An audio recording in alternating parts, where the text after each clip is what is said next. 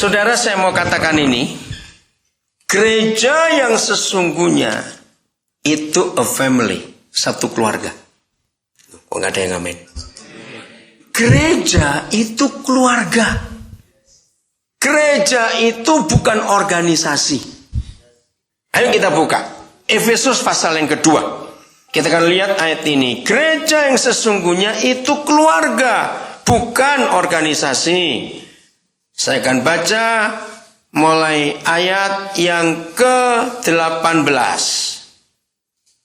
Karena oleh Dia, oleh Tuhan Yesus, kita kedua pihak yang bermusuhan itu dalam satu roh beroleh jalan masuk kepada Bapa. Jadi setelah kita sebagai orang asing, musuh Tuhan, dari kedua pihak kita diperdamaikan oleh Tuhan Yesus dalam satu roh.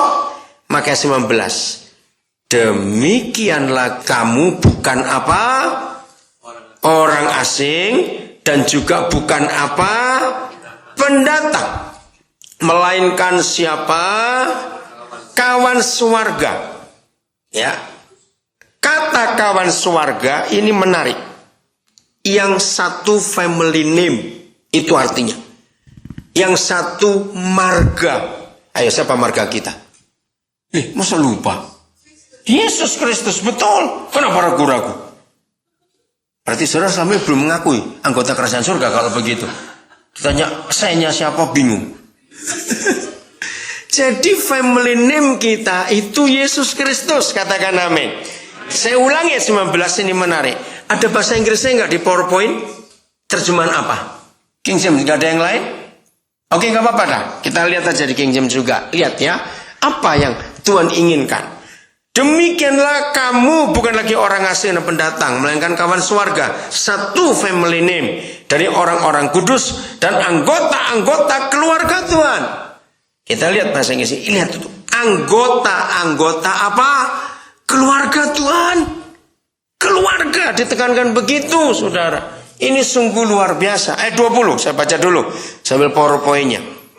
Yang dibangun di atas dasar para rasul dan para nabi, dengan Kristus Yesus sebagai batu penjuru, the cornerstone-nya itu. Jadi saudara, gereja itu bukan organisasi, katakan amin. Gereja bukan lembaga, tidak. Tapi gereja itu adalah keluarga. For through him, ayat 19-nya mana ya? Oh, 18-20. Oke, saya cari 18. Oke. Now therefore ye are no more strangers and foreigners, but fellow citizens. Nah, satu keluarga negaraan. Katakan amin, saudara. Satu keluarga negaraan. Fellow citizen with the saints and of the household of God. Jadi anggota keluarga. Satu rumah. Anda bisa bahasa Mandarin? Nanti biar pendeta Samuel membacakan bahasa Mandarin. 19-nya Pak Samuel. Saya mau tahu kata apa? Ichiaren atau apa itu ya?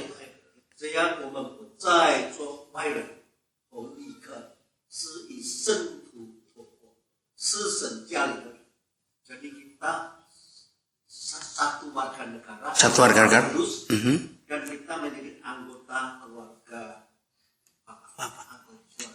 Amin. Satu keluarga.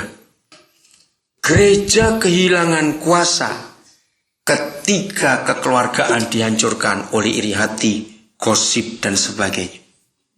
Betul tidak, saudara? Ini yang Tuhan cari. Maka itu mengapa iblis tidak pusing. Bahkan dia mendorong. Dengar ini ya. Iblis tidak pusing. Gereja makin banyak, dia nggak masalah. Sebab dia sudah pegang kunci untuk menghancurkan gereja. Mengapa iblis mendorong terus perpecahan gereja? Betul tidak? Makin banyak, makin banyak. Jangan saudara kira papa senang gereja makin banyak. Enggak, saudara. Sebab setan menang di situ. Buktinya apa? Kita enggak makin jadi keluarga, tapi terpecah belah.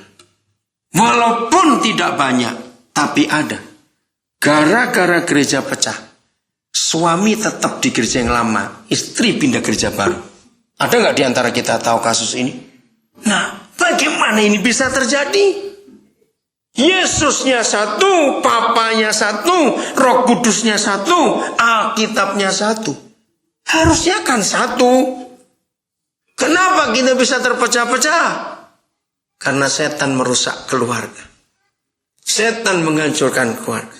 Saya titip satu ayat ini kepada saudara. Ini yang dipakai oleh iblis untuk merusak. 1 Korintus 2 ayat 2. Jadi ini nyimpang sedikit ya, tapi kita sudah jelas. Jadi gereja itu apa sebetulnya? Keluarga. Bukan orang asing, bukan foreigners, juga bukan pendatang. Keluarga dari Papa yang satu. Di tubuh kita semua mengalir darah yang sama. Darahnya siapa? Darahnya Yesus. Kalau darah kita sama, betul-betul kita one family name. Amin. Satu marga, satu se, orang Hokkien bilang. Sudah 1 Korintus 2 ayat 2. Ini yang harus kita pegang. Tolong bahasa Inggrisnya juga ya. Lihatkan lagi. Saya baca bahasa Indonesia. Sebab aku telah memutuskan untuk tidak mengetahui apa-apa di antara kamu selain Yesus Kristus, yaitu Dia yang disalibkan. Saudara, satu saja di antara sekian banyak cara setan merusak gereja dengan gosip. Betul tidak? Apalagi mulutnya orang Indonesia terkenal dah. Memalukan betul kita ini. Di mana-mana orang sudah tahu mulutnya orang Indonesia. Jawab ya atau tidak? Maka itu bertobat dari ini mulut-mulut itu. Kalau nggak mau bertobat dijahit saja supaya nggak bisa ngomong dah. Tapi sekarang dijahit pun jempol yang ngomong SMS, sama aja nanti itu. Nah, ayat ini luar biasa. Sebab aku telah memutuskan. Apa yang diputuskan Paulus? Untuk tidak tahu apa-apa tentang kamu. Aku nggak mau tahu. Maaf ya saudara. Kelompok ini akan dihancurkan lagi oleh iblis. Kalau ayat ini kita langgar. Pokoknya gini dah. Entah dia mau cerai, mau kawin lagi, mau ngutang, mau apa. Tutup mulutmu, jangan ikut ngomong. Oh enggak, amin. Dia mau jungkir balik, mau jalan engkli, urusan dia. Ngerti kata itu? Tapi satu yang harus kita tahu. Kalau ada orang yang belum tahu bahwa Yesus itu pernah mati buat dia. Nah, itu yang kita harus kasih tahu. Artinya apa? Menginjil. Yang lain gak usah tahu. Dia kan cuma kerjanya di fish market. Kok bisa beli rumah besar? Urusan apa? Mulut itu loh, heran sekali ngelihatnya. Pernah dengar orang ngomong kayak begitu? Tampar saja itu. Kalau ngomong urusannya apa? Amin. Maka itu pakai ayat ini. Aku telah memutuskan. Gak ingin tahu apa-apa tentang urusanmu. Cuma satu yang harus tahu. Kalau kamu belum tahu Yesus pernah mati untuk kamu, aku harus beritahu kamu. Indah kalau itu terjadi. Saudara, kita ini kurang ajar betul. Waktu orang buat baik, kita nggak pernah ngomongin. Itu apa? Ayo, ngaku lagi, saya omong lagi. Waktu orang buat baik, kita nggak pernah ngomongin. Betul? Ayo tampar mulut sendiri-sendiri. Cepat, ayo. Karena kita kurang ajar. Betul nggak? Waktu orang buat baik, kita nggak pernah ngomong. Tapi begitu ada orang salah, cepatnya luar biasa. Ember bocor masih bisa ditambal, saudara. Kalau mulut bocor, diapain itu? Ngerti kata-kata ini? Maka itu jangan biarkan iblis merusak persekutuan kita. Mulut ini jahatnya luar biasa. Oke, kita lanjut sekarang. Jadi gereja itu adalah apa tadi? Keluarga.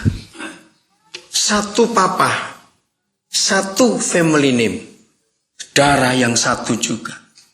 Kita nggak boleh musuhan. Kita bukan orang lain. Nah, itu sebabnya mengapa